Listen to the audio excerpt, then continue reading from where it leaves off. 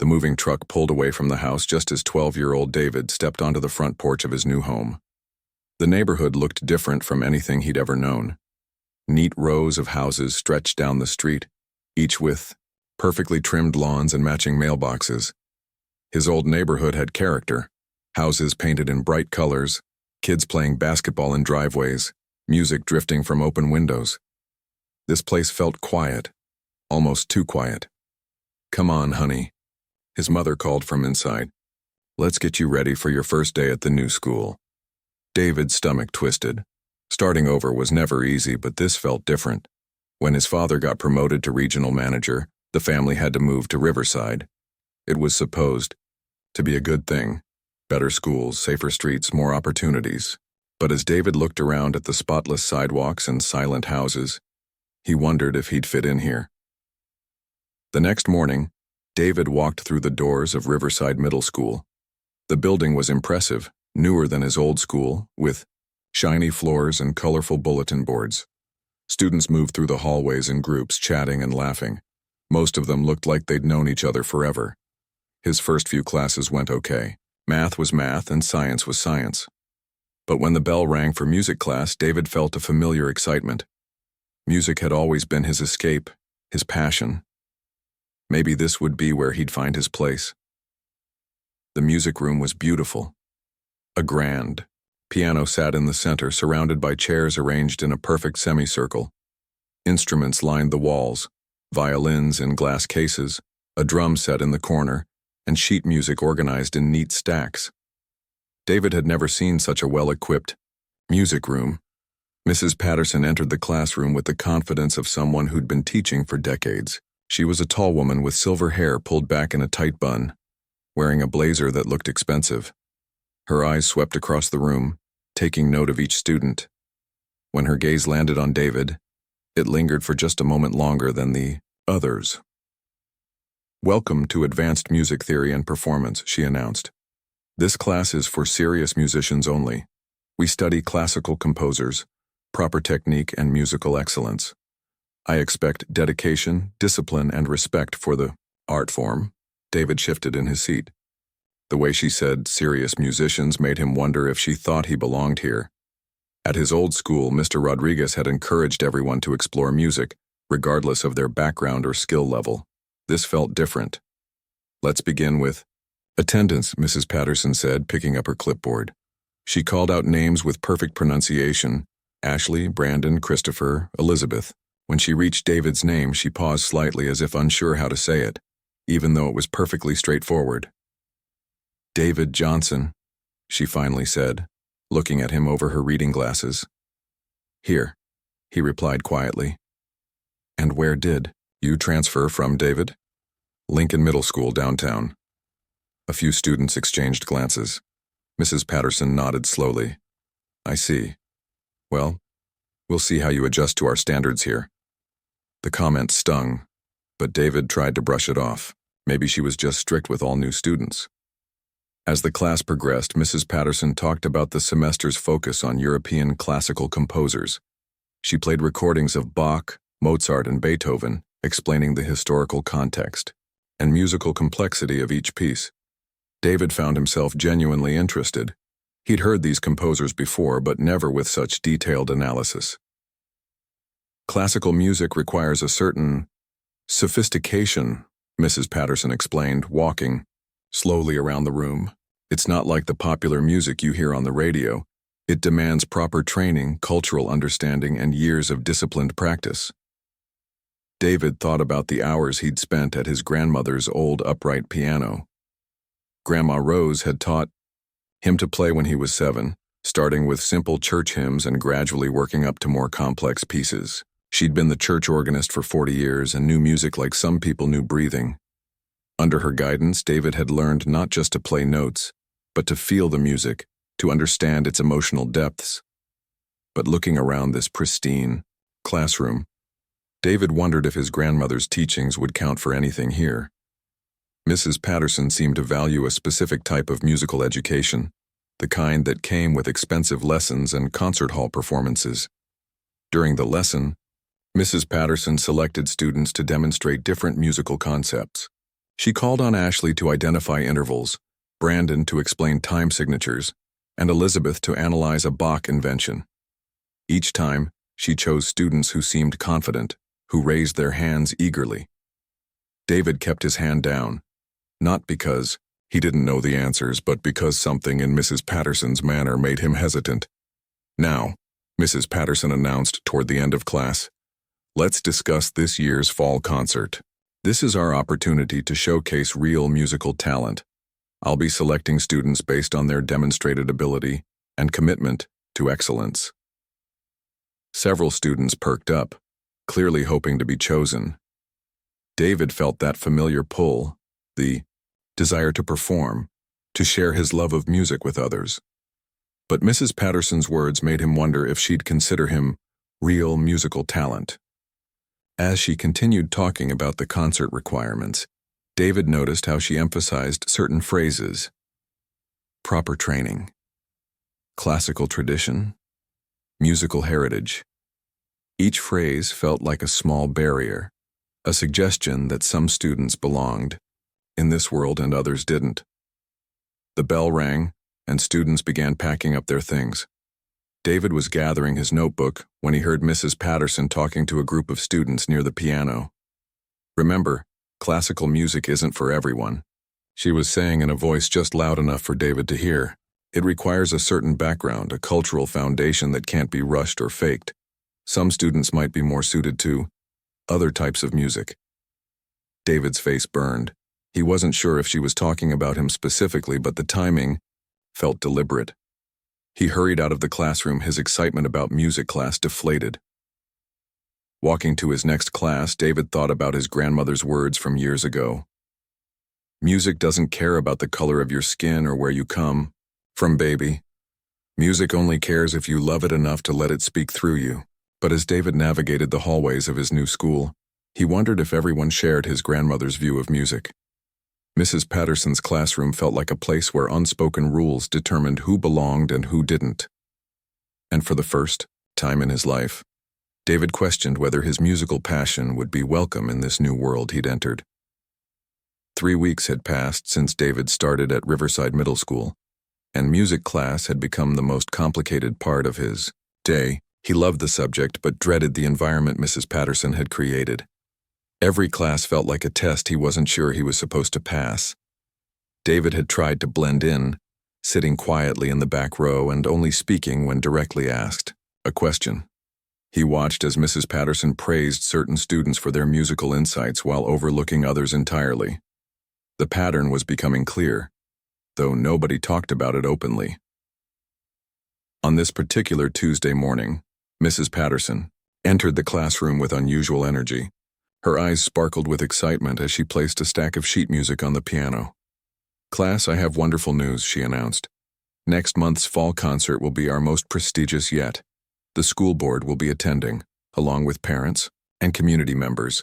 This is our chance to showcase the finest musical talent Riverside Middle School has to offer." Students leaned forward in their seats. The fall concert was the biggest event of the semester, and everyone wanted to be part of it. "I'll be selecting solo performers based on demonstrated skill and proper musical training," Mrs. Patterson continued, emphasizing each word. "This isn't a participation trophy situation. Only students who can truly represent our musical standards will be chosen." Ashley raised her hand immediately. "Mrs. Patterson, what pieces are available for audition?" "Excellent question, Ashley. We'll be focusing on classical selections, Chopin, Mozart, Bach, pieces that require real technical skill and musical maturity." David's heart raced. He knew those composers well.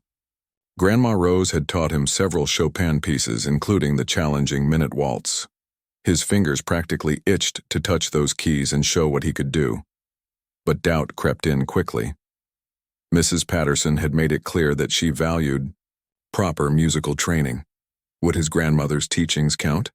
Would Mrs. Patterson even give him a fair chance? "Mrs. Patterson," called out Tyler from the front row, "when are auditions?"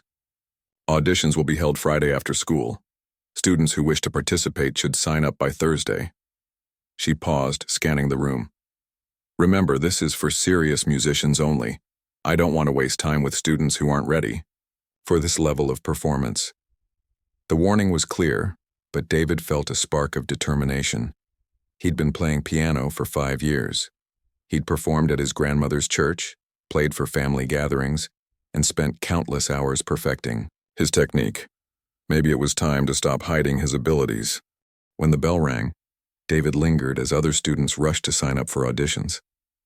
He watched Mrs. Patterson chat with Ashley and Tyler, offering encouragement and technical advice. Their confidence was obvious. They'd been her favorites since day one. David approached the sign-up sheet hesitantly. His hand hovered over the paper for a moment before he quickly wrote his name at the bottom of the list. David? Mrs. Patterson's voice made him freeze. Are you sure you want to audition? He turned around, trying to keep his voice steady. Yes, ma'am, I'd like to try. Mrs. Patterson studied him with the expression that wasn't quite mockery but wasn't encouragement either. What piece were you planning to perform? Chopin's Minute Waltz, David replied. Several students who were still in the room turned to stare. The Minute Waltz was notoriously difficult, known for its rapid passages and technical demands. Mrs. Patterson's eyebrows rose slightly. That's quite ambitious for someone without formal training. Are you certain you understand the complexity of that piece? I've been working on it for a while, David said quietly. Mrs. Patterson tapped her pen against her clipboard. Well, I suppose everyone deserves a chance to learn their limitations.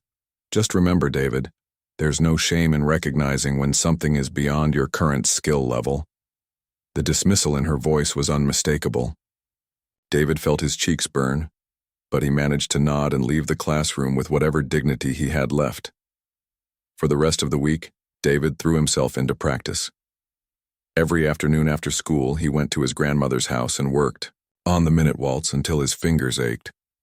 Grandma Rose sat in her old armchair, listening and offering gentle corrections. You're rushing the middle section, baby, she'd say. Remember, speed without control is just noise.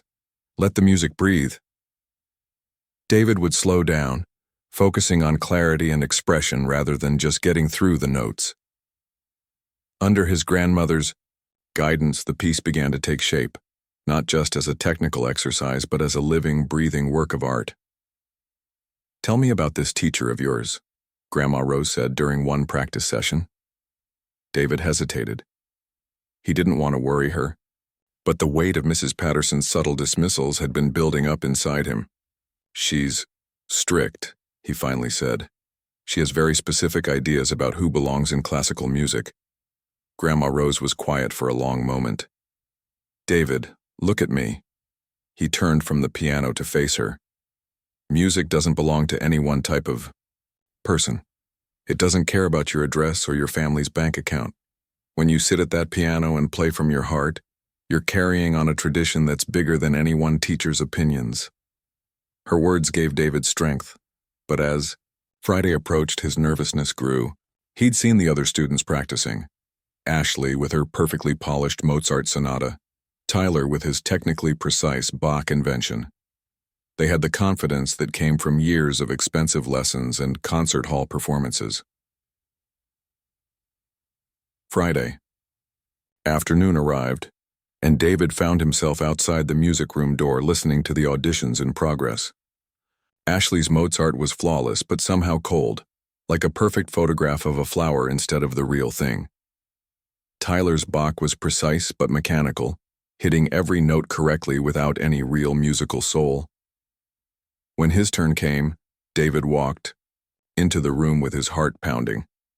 Mrs. Patterson sat behind a small table with her scoring sheets, wearing the same skeptical expression she'd shown all week.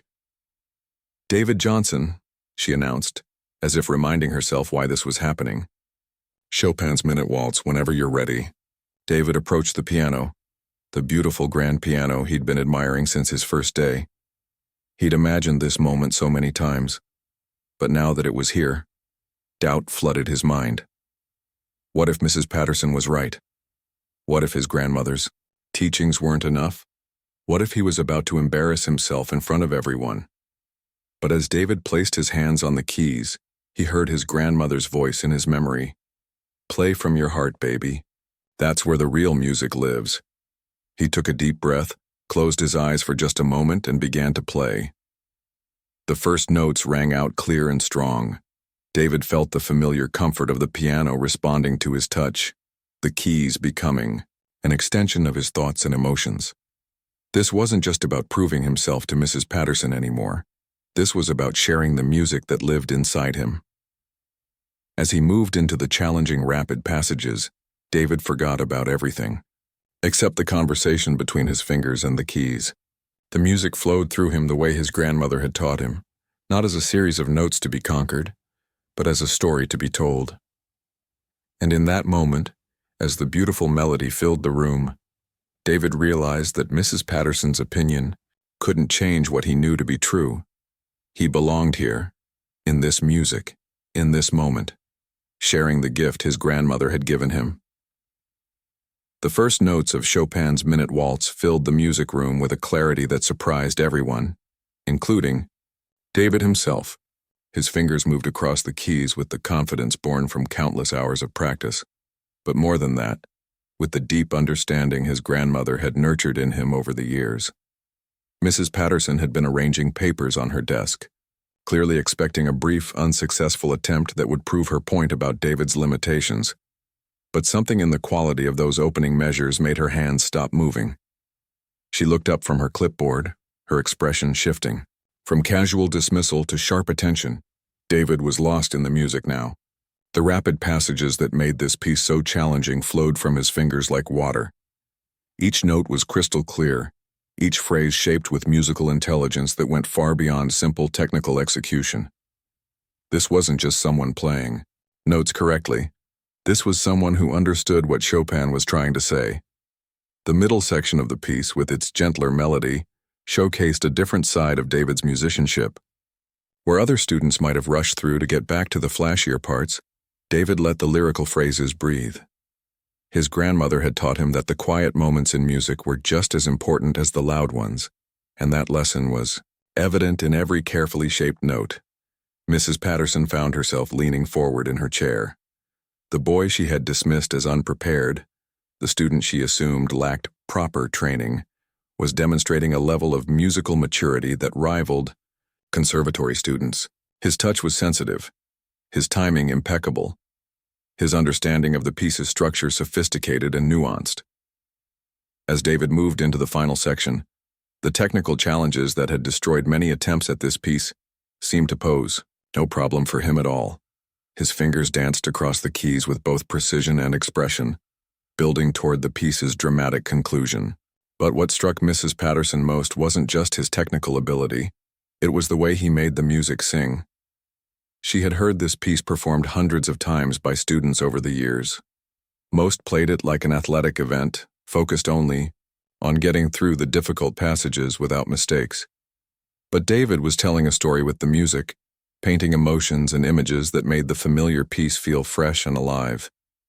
The other students who had been waiting for their turn were now pressed against the windows of the practice rooms, drawn by the unexpected beauty of what they were hearing. Ashley, who had been confident about her own audition, felt a knot forming in her stomach.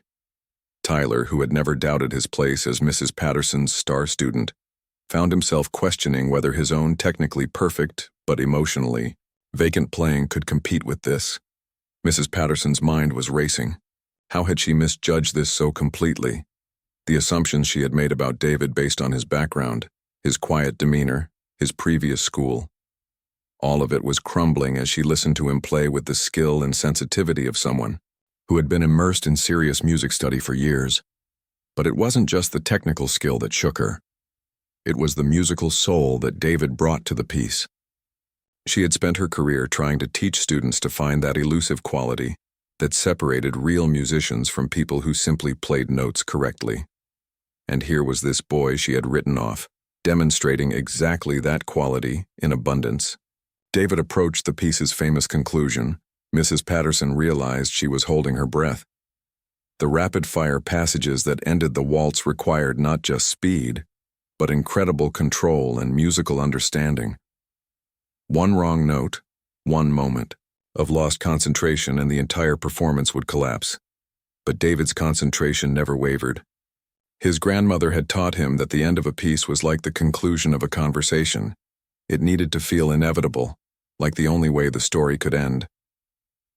As his fingers flew across the keys in those final moments, every note was placed with intention and purpose. The last chord rang out in the suddenly silent room, and for a moment, nobody moved. David sat at the piano bench, his hands still resting on the keys, unsure if what had just happened was real. He had played the piece better than he ever had before, but the silence from Mrs. Patterson was making him wonder if he had somehow failed. Slowly, David turned to look at his teacher. Mrs. Patterson was staring at him with an expression he couldn't read. Her face had gone pale, and she seemed to be struggling to find words. The confident authority she always carried had been replaced by something that looked almost like shock. Mrs. Patterson started to speak, then stopped. She had been prepared to offer polite criticism, to gently suggest that David might want to try something simpler next time. She had been ready to confirm her own assumptions about his limitations. Instead, she found herself confronting the uncomfortable reality that she had been completely wrong. The silence stretched on, and David began to worry that his performance had been worse than he thought. Maybe Mrs. Patterson was trying to find a kind way to tell him he had failed. Maybe the music that had felt so right to him had somehow been all wrong. But the truth was that Mrs. Patterson was experiencing something she hadn't felt in years of teaching. The shock of discovering genuine musical talent in a place she hadn't expected to find it. The boy sitting at her piano wasn't just competent or even skilled. He was gifted in a way that reminded her of why she had fallen in love with music in the first place. Finally, Mrs. Patterson found her voice, though it came out quieter than usual. "David, where did you learn to play like that?" The question hung in the air. David could hear the surprise in her voice, could see the way her carefully composed demeanor had cracked. For the first time since he'd started at Riverside Middle School, Mrs. Patterson was looking at him not with dismissal or skepticism, but with something that might have been respect. "My grandmother taught me," David said simply. "She was a church organist for 40 years. Mrs. Patterson nodded slowly, as if pieces of a puzzle were finally clicking into place. A church organist, 40 years of experience, countless hours of patient teaching and musical guidance, the kind of deep, practical musical education that money couldn't buy and conservatories couldn't replicate. She taught you well," Mrs. Patterson said, and for the first time since David had entered her classroom, there was no condescension in her voice. David felt a mixture of relief and vindication wash over him. He had done it. He had played his heart out and shown Mrs. Patterson that her assumptions about him were wrong. But more than that, he had honored his grandmother's teaching and proved to himself that he belonged in this room, at this piano, in this musical world that he loved so much. As he stood up from the piano bench, David noticed the faces of his classmates pressed against the windows. Some looked surprised, others impressed, and a few seemed to be seeing him for the first time. The quiet boy from the back of the class had just shown everyone what he was capable of, and the music room would never feel quite the same again. In the days following David's audition, word spread through Riverside Middle School like wildfire. Students who had never paid attention to the music program were suddenly asking questions about the boy who had made Mrs. Patterson speechless. The story grew with each telling. Some said he had played blindfolded, others claimed he had improvised the entire piece on the spot. David found himself at the center of attention for the first time in his life, and he wasn't sure how to handle Eddie. Kids who had never spoken to him before were approaching him in the hallways, asking if it was true that he could play that really hard piano song. Teachers who had barely noticed him were suddenly smiling and nodding when they passed him in the corridors. But the most significant change was in Mrs. Patterson herself. The woman who had spent 3 weeks making subtle suggestions about David's place in her classroom was now treating him with a respect that bordered on reverence. She had posted the fall concert roster on Monday morning, and David's name was at the top of the list as the featured soloist. "David," she had said after class that Monday, "I'd like you to stay after school this week for extra rehearsal time. A performance of this caliber deserves proper preparation." The irony wasn't lost on David. The same teacher who had questioned whether he understood the complexity of classical music was now offering him additional coaching, but he accepted gracefully, partly because he wanted to do justice to the opportunity, and partly because he was curious to see how Mrs. Patterson would handle this new dynamic between them. Their first after-school session was awkward. Mrs. Patterson seemed unsure of herself, constantly asking David about his interpretation choices instead of simply telling him what to do. She would start to offer a suggestion, then stop herself, as if remembering that this student had already proven he knew what he was doing. The tempo in measure 43, she began hesitantly. Perhaps we could slow it down slightly, David suggested. My grandmother taught me that rushing through the lyrical sections makes the piece lose its emotional impact. Mrs. Patterson nodded, making a note on her score. Your grandmother sounds like a wise musician. What else did she teach you about this piece? As David shared his grandmother's insights about Chopin's intentions and the historical context of the waltz, Mrs. Patterson found herself learning things she had never considered. This boy's musical education hadn't come from textbooks or master classes. It had come from someone who had spent decades actually making music, someone who understood that technique was meaningless without soul. By Wednesday, their rehearsal sessions had transformed into genuine musical conversations. Mrs. Patterson would offer technical suggestions, and David would share interpretive ideas. They were working together now, teacher and student united in their desire to create something beautiful. You know, Mrs. Patterson said during their Thursday session, I owe you an apology. David looked up from the piano, surprised. Mrs. Patterson had been acting differently all week, but this was the first time she had addressed what had happened directly. I made assumptions about you that were completely unfair, she continued, her voice barely above a whisper. I let my own biases cloud my judgment, and I almost missed the chance to work with a truly gifted musician. David didn't know what to say. Part of him wanted to accept the apology gracefully and move forward. Another part of him wondered if Mrs. Patterson would have changed her attitude if he hadn't been able to play so well. Would she have learned this lesson if his audition had gone poorly? Thank you for saying that, David replied carefully. I just hope other students get the same chance to show what they can do. Mrs. Patterson nodded, understanding the deeper meaning in his words. You're right, I need to do better. Friday afternoon arrived, and the school auditorium was packed for the fall concert. David's parents sat in the front row, beaming with pride. His grandmother, despite her age and the difficulty of the trip, had insisted on attending.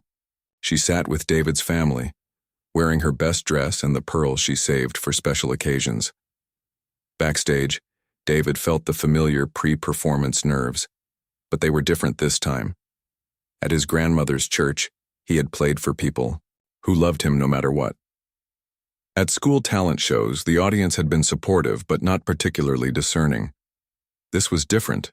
This was a room full of people with expectations, people who had heard about his abilities and were waiting to judge for themselves. Mrs. Patterson found him in the wings, looking unusually nervous herself. David, I want you to know how proud I am to have you represent our music program tonight. Thank you, Mrs. Patterson. I'll do my best. You don't need to do your best, she said, placing a gentle hand on his shoulder. You just need to do what you've been doing all along, play from your heart. When David's name was announced, he walked onto the stage to find himself facing a sea of expectant faces. The auditorium was quieter than usual, as if everyone was holding their breath to see if the stories they'd heard were true. David sat at the grand piano, a much finer instrument than the one in the music room, and adjusted the bench. He looked out into the audience and found his grandmother's face in the crowd. She smiled at him and nodded, just as she had done hundreds of times during their practice sessions. Taking a deep breath, David placed his hands on the keys and began to play. From the very first notes, it was clear that something special was happening. The music filled the auditorium with a richness and depth that made the familiar piece sound fresh and new. David's technical mastery was evident, but what captured the audience was the emotional honesty of his performance. In the audience, Mrs. Patterson watched with a mixture of pride and shame. Pride in the beautiful music being created, and shame at how close she had come to never hearing it. She thought about all the students she might have misjudged over the years, all the talent she might have overlooked because it didn't fit her narrow expectations. As David moved through the piece's challenging sections with apparent ease, parents, who had come expecting a typical middle school recital, found themselves leaning forward in their seats. This wasn't just a talented kid playing a difficult piece. This was artistry. When David reached the piece's climactic final section, the entire auditorium seemed to hold its breath. The rapid passages that had intimidated so many pianists flowed from David's fingers with both precision and musicality. Every note was placed with intention, every phrase shaped with care. The final chord rang out in the suddenly silent auditorium, and for a moment nobody moved. Then the applause began, not the polite clapping that usually followed student performances, but the kind of enthusiastic ovation usually reserved for professional concerts. David stood and bowed, overwhelmed by the response. In the audience, his grandmother was crying tears of joy. His parents were applauding so enthusiastically that other audience members turned to look at them. And Mrs. Patterson was clapping with the rest, finally understanding what her classroom could become when she opened her mind to all the forms that musical talent could take. As David left the stage, he knew that his life at Riverside Middle School would never be the same. But more importantly, he had proven something to himself and to everyone watching. That music truly didn't care about your background or your teacher's expectations. Music only cared about the love and dedication you brought to it. And David had both in abundance. The weeks following the fall concert brought changes that rippled far beyond the music room at Riverside Middle School. David's performance had been recorded by proud parents and shared online, where it quickly gained attention from music educators and classical music enthusiasts across the region. Local newspapers picked up the story, calling it, "A Star is Born," at Riverside Middle School. But the most significant changes were happening much closer to home. Mrs. Patterson requested a meeting with Principal Dr. Martinez the Monday after the concert. She sat across from his desk, looking more uncertain than anyone had ever seen her. "I need to discuss what happened in my classroom," she began, her voice barely above a whisper. "I almost made a terrible mistake."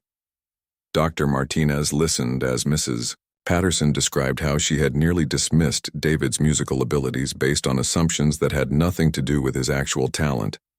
She talked about the subtle ways she had discouraged him, the low expectations she had set, and how close she had come to denying him the opportunity to audition.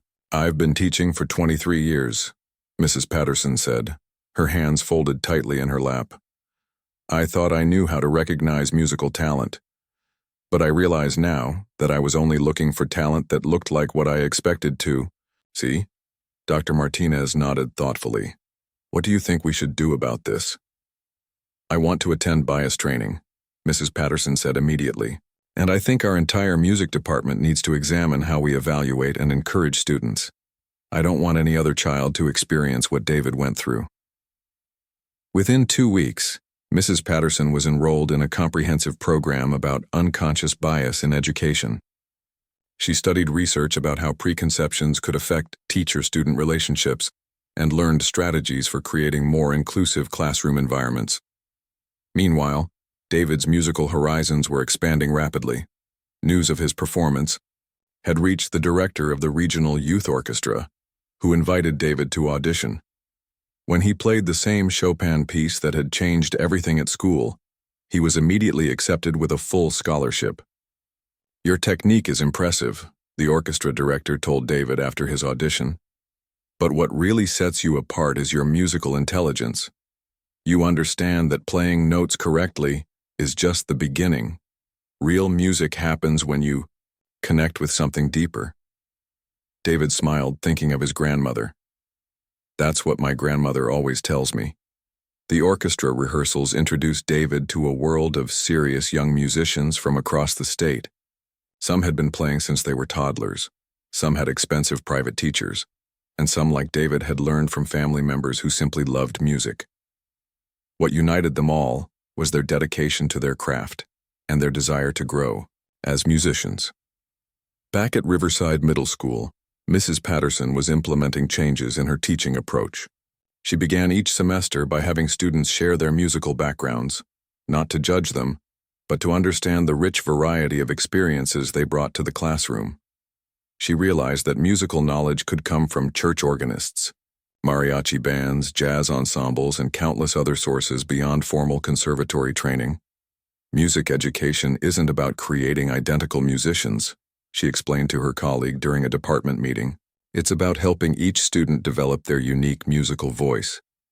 She also established a mentorship program, pairing advanced students with beginners regardless of their backgrounds. David became one of the first mentors, working with younger students who were just starting their musical journeys. The most important thing, David would tell his mentees, is to remember that everyone starts somewhere. What matters is how much you love the music and how hard you're willing to work. One of David's mentees was a shy sixth grader named Alex, who had been hesitant to join the music program because he felt intimidated by the other students' apparent advantages. Under David's guidance, Alex discovered that his years of listening to his father's blues records had given him an intuitive understanding of musical phrasing that couldn't be taught from a textbook.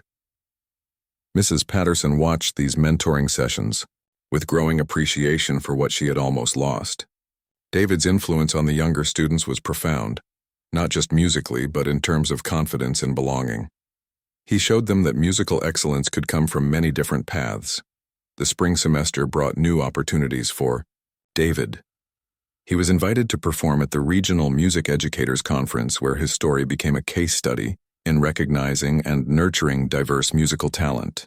Teachers from across the state listened as David performed and then participated in discussions about inclusive music education. Every student deserves to be heard, David said during a panel discussion at the conference. Sometimes the most beautiful music comes from places you don't expect.